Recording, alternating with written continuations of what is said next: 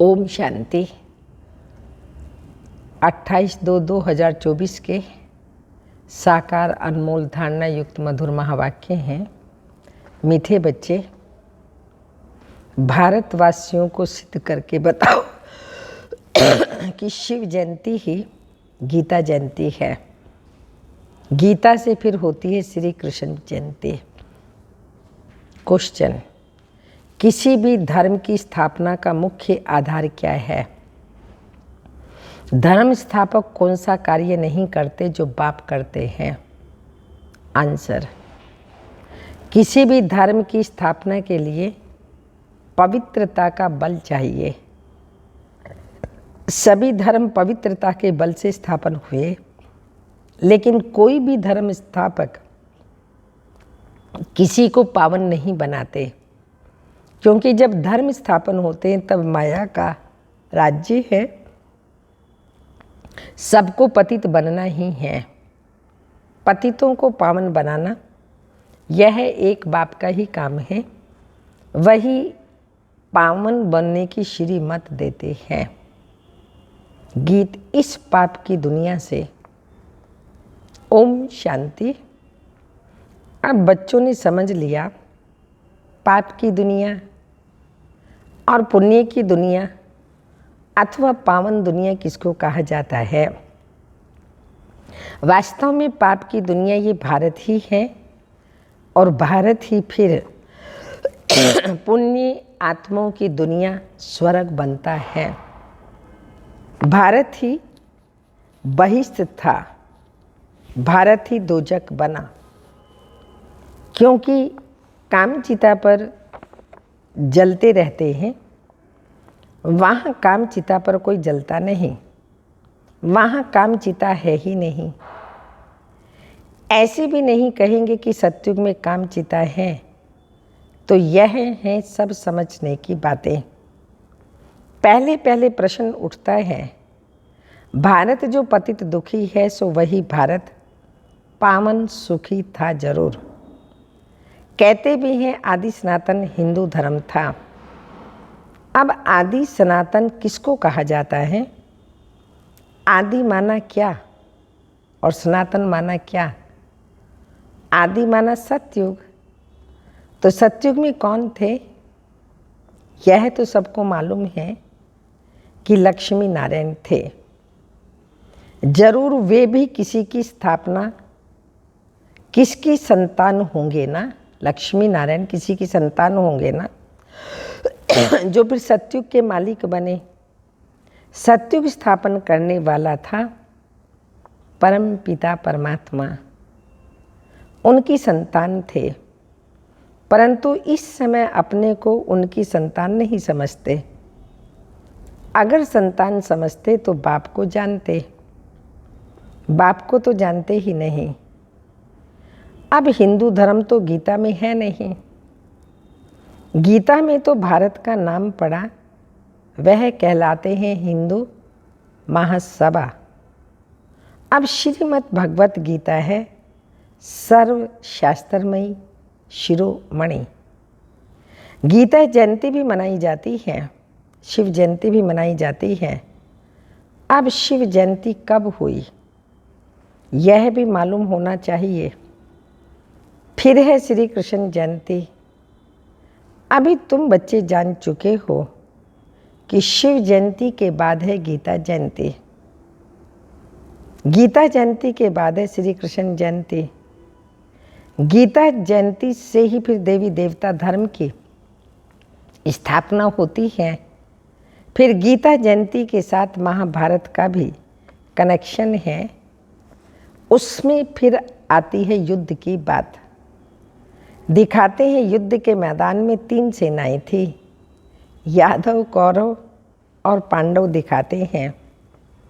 यादव मूसल निकालते हैं, महाशराब पिया और मूसल निकाले। तुम जानते हो अभी बरोबर मूसल भी निकल रहे हैं। वह भी अपने कुल का विनाश करने एक दूसरे को धमकी दे रहे हैं। सब क्रिश्चियन लोग हैं। वही यूरोपवासी यादव ठहरे।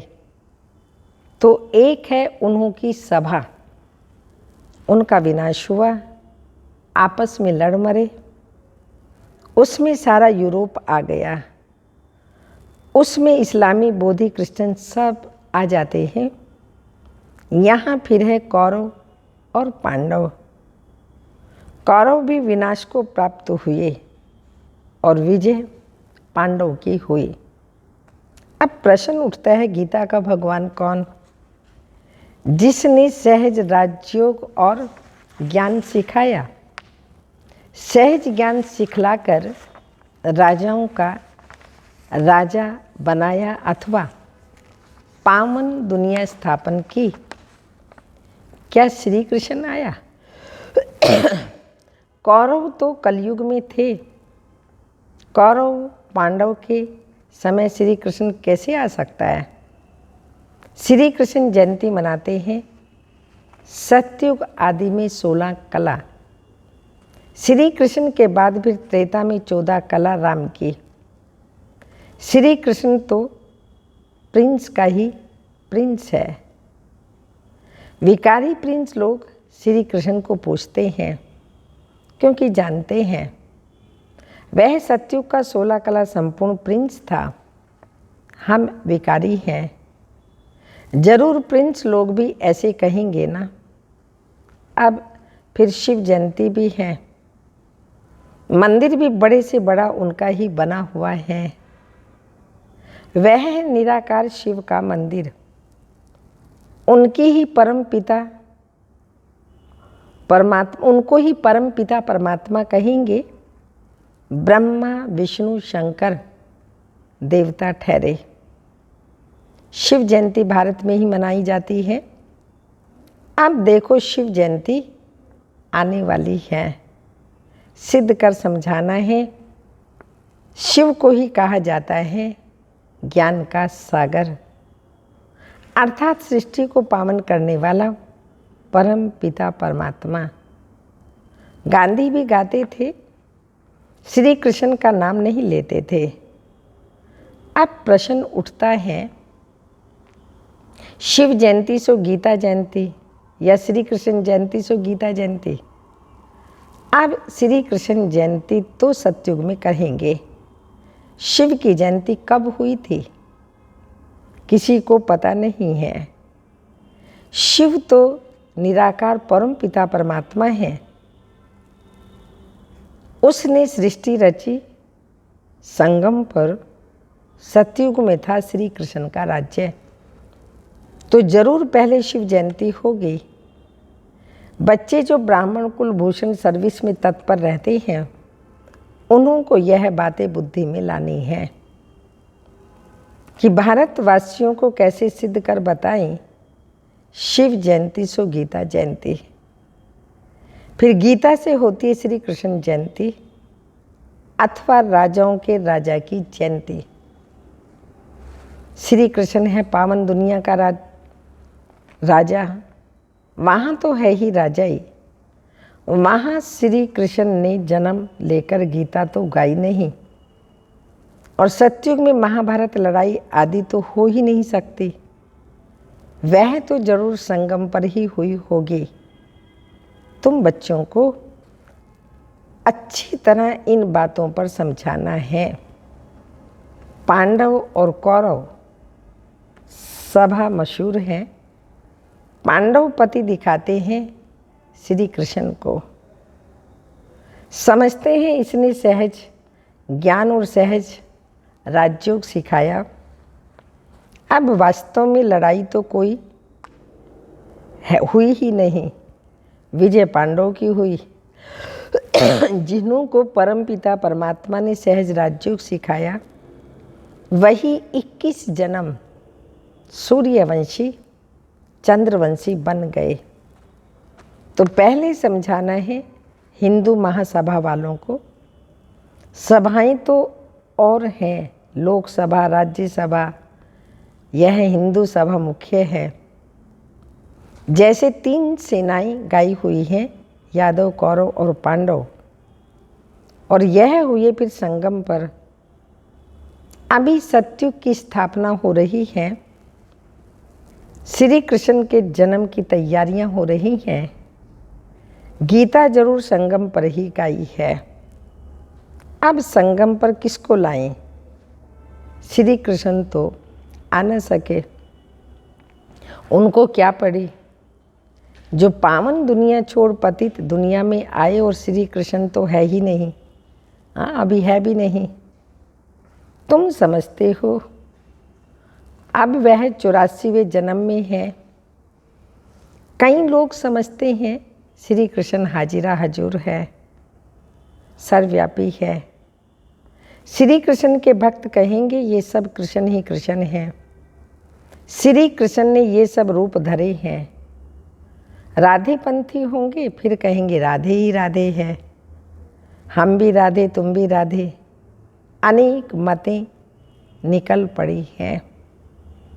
कोई कहे ईश्वर सर्वव्यापी है, कोई कहे श्री कृष्ण सर्वव्यापी है, कोई कहे राधे सर्वव्यापी है। अब बाप तुम बच्चों को समझाते हैं। वह बाप वर्ल्ड ऑलमाइटी अथॉरिटी, तो अब तुम बच्चों को भी अथॉरिटी दे रहे हैं कि कैसे इन सबको समझाएं। हिंदू महासभा वालों को समझाओ, वह इन बातों को समझ सकेंगे। वह अपने को रिलीजियस माइंडेड मानते हैं। गवर्नमेंट तो कोई धर्म को मानती ही नहीं, वह खुद ही मूंझ गए हैं। शिव परमात्मा निराकार है, ज्ञान का सागर है, और कोई को ज्ञान का सागर कह नहीं सकते। वह जब सन्मुख आकर ज्ञान दे तब राजाई स्थापन हो। फिर तो बस राजाई स्थापन हो गई, तो फिर सन्मुख सब आए। जब राजाई गंवाऊं तो तुमको सिद्ध करना है। शिव परमात्मा निराकार ज्ञान का सागर। शिव जयंती सो गीता जयंती, इस पर नाटक बनाने हैं जो मनुष्यों की बुद्धि से श्री कृष्ण की बात निकल जाए। निराकार शिव परमात्मा को ही पतित पावन कहा जाता है। शास्त्र आदि जो भी बने हैं वो सब मनुष्य मत पर, मनुष्यों ने ही बनाए हैं। बाकी बाबा का शास्त्र तो कोई है ही नहीं। बाबा कहते हैं मैं तो सन्मुख आकर तुम बच्चों को बैगर टू प्रिंस बनाता हूँ और फिर मैं चला जाता हूँ। ये नॉलेज मैं ही सन्मुख सुना सकता हूँ। वह गीता सुनाने वाले भल गीता सुनाते हैं, परंतु वहाँ सन्मुख सुनने से कोई मनुष्य स्वर्गवासी हो कैसे सकता? मरने समय भी मनुष्यों को गीता सुनाते हैं और कोई शास्त्र नहीं सुनाते। समझाते हैं गीता से स्वर्ग की स्थापना हुई है, इसलिए गीता ही सुनाते हैं। तो वह गीता एक होनी चाहिए ना। दूसरे धर्म सब पीछे आए हैं और कोई कह नहीं सकते कि तुम स्वर्गवासी बनेंगे। फिर मनुष्यों को पिलाते हैं गंगा जल, जमुना जल नहीं पिलाते।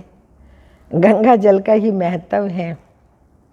बहुत वैष्णव लोग जाते हैं, मटके भर कर के ले आते हैं, फिर उनमें से बूंद बूंद डालकर पीते रहते हैं, सब रोग मिट जाएं। वास्तव में है ये ज्ञान का अमृत की धारा, जिससे 21 जन्म के दुख मिट जाते हैं। तुम चैतन्य ज्ञान गंगाओं में स्नान करने से मनुष्य स्वर्गवासी बन जाते हैं, तो जरूर पिछाड़ी में ज्ञान गंगाएं निकलती होंगी। वो पानी की नदियाँ तो हैं ही, ऐसे थोड़ी कोई पानी पीने से देवता बन जाएंगे। यहाँ कोई थोड़ी ज्ञान सुनाते हैं तो स्वर्ग के हकदार बन जाते। यह है ज्ञान के सागर शिव बाबा की ज्ञान गंगाएं। ज्ञान सागर गीता ज्ञानदाता एक ही शिव बाबा हैं, श्री कृष्ण नहीं।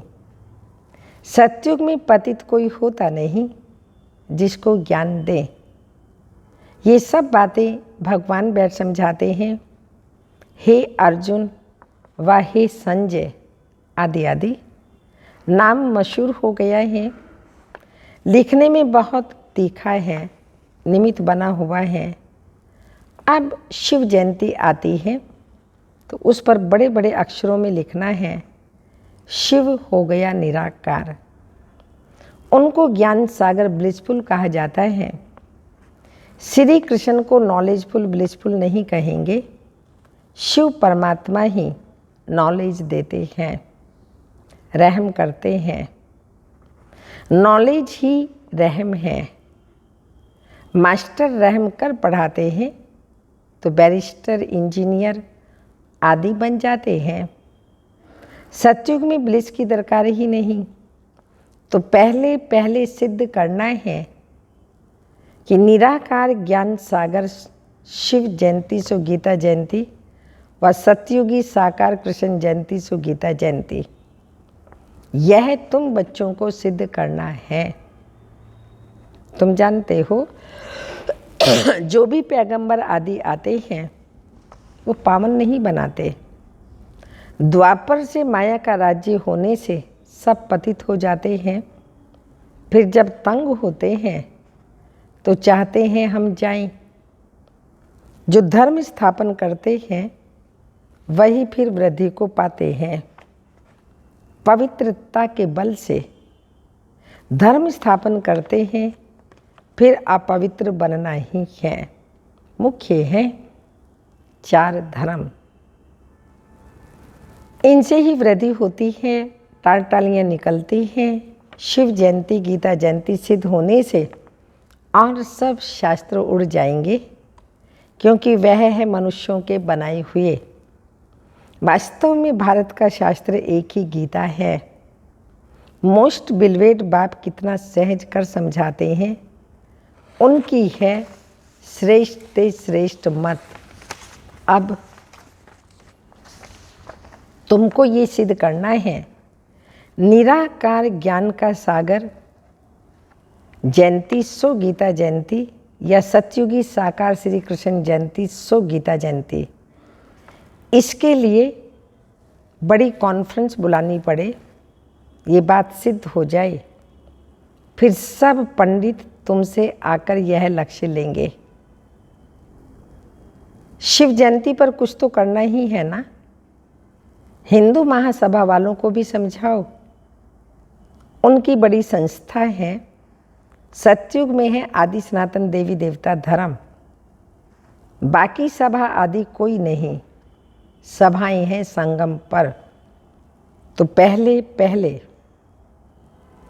तो सिद्ध करना है कि वास्तव में आदि सनातन सभा यह ब्राह्मणों की है, पांडवों की। पांडव ने ही विजय पाई, जो फिर स्वर्गवासी हुए। अब तो कोई आदि सनातन देवी देवता की सभा कह न सके, देवताओं की सभा नहीं कहेंगे। वह है सॉवरेंटी। कल्प के संगम पर यह सभाएं थी, उनमें एक भी पांडव सभा जिनको आदि सनातन धर्म की सभा कहेंगे ये कोई नहीं जानते। श्री कृष्ण के नाम से ब्राह्मण है ही नहीं। ब्राह्मणों की चोटी ब्रह्मा के नाम से है। ब्रह्मा के नाम से तुम ब्राह्मण सभा कहेंगे। ये बातें समझने वाले ही बुद्धिवान चाहिए, इसमें ज्ञान की प्रकाष्ठा चाहिए। निराकार शिव ही गीता ज्ञान दाता है, दिव्य चक्षु विधाता है। ये सब धारण कर फिर कॉन्फ्रेंस बुलाते हैं। जो समझते हैं हम सिद्ध कर बता सकेंगे, उनको आपस में मिलना चाहिए। लड़ाई के मैदान में मैसेंजर कमांडर्स आदि भी की सभा होती है। यहाँ कमांडर महारथी को कहा जाता है। बाबा क्रिएटर डायरेक्टर हैं, स्वर्ग की रचना करते हैं, फिर डायरेक्शन देते हैं। महासभा बनाओ, फिर इस बात को उठाओ। गीता का भगवान सिद्ध होने से फिर सब समझेंगे उनसे योग लगाना चाहिए। बाबा कहते हैं, मैं गाइड बन करके आया हूँ, तुम उड़ने लायक तो बनो। माया ने पंख तोड़ डाले हैं। योग लगाने से तुम्हारी आत्मा पवित्र हो जाएगी और तुम उड़ेंगे। अच्छा, मीठे मीठे सिक्के लदे बच्चों प्रति माता पिता बाप दादा का याद प्यार। Good morning diamond morning. रूहानी बाप की रूहानी बच्चों को नमस्ते। हम रूहानी बच्चों की रूहानी माता पिता बाप दादा को याद प्यार। Good morning diamond morning. Om नमस्ते। धारणा के लिए मुख्य सार है, ज्ञान अमृत धारा से सबको निरोगी व स्वर्गवासी बनाने की सेवा करनी है। मनुष्यों को देवता बनाना है। बाप समान मास्टर रहम दिल बनना है। सेकंड पॉइंट, ज्ञान की प्रकाष्ठा से बुद्धिमान बन शिव जयंती प्रसिद्ध करना है कि शिव जयंती ही गीता जयंती है। गीता ज्ञान से ही श्री कृष्ण का जन्म होता है। वरदान, दिनचर्या के हर कर्म में अयथार्थ और युक्ति युक्त चलने वाले पूज्य पवित्र आत्मा भव। स्पष्टीकरण, पूज्य पवित्र आत्मा की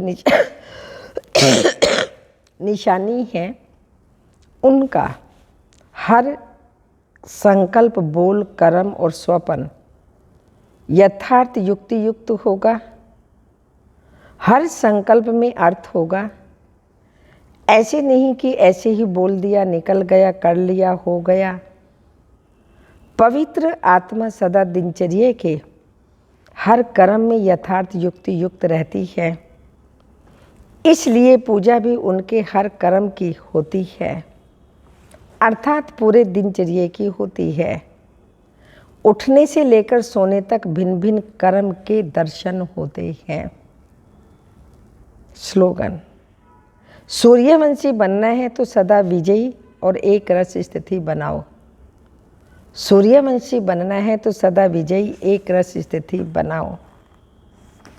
अव्यक्त इशारा, देवताओं के जो चित्र बनाते हैं उनकी सूरत में सफलता जरूर दिखाते हैं।